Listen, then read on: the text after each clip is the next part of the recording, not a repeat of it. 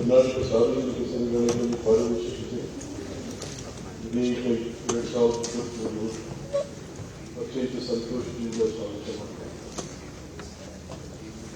ಇದೊಂದು ಚರಿತ್ರಾದ ವಿಧೇಯಕ.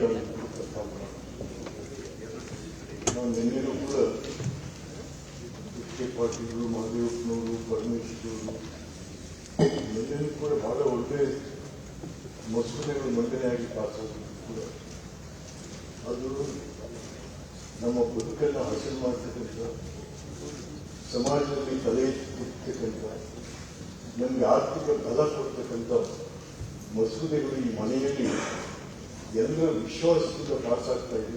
ಬಹಳ ಸರ್ಕಾರ ಆ ನಿಟ್ಟಿನಲ್ಲಿ ಯೋಚನೆ ಮಾಡ್ತಾ ಇರ್ತಕ್ಕಂಥದ್ದು ಕೂಡ ನಾವೆಲ್ಲ ಸ್ವಾಗತ ಮಾಡ್ತಿದ್ದೇವೆ.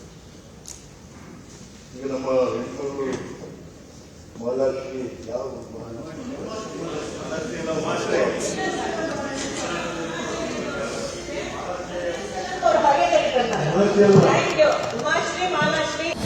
ಅನುಕ್ಷಣದ ಸುದ್ದಿಗಳಿಗಾಗಿ ವಿಸ್ತಾರ ನ್ಯೂಸ್ ಯೂಟ್ಯೂಬ್ ಚಾನೆಲ್ ಸಬ್ಸ್ಕ್ರೈಬ್ ಮಾಡಿ.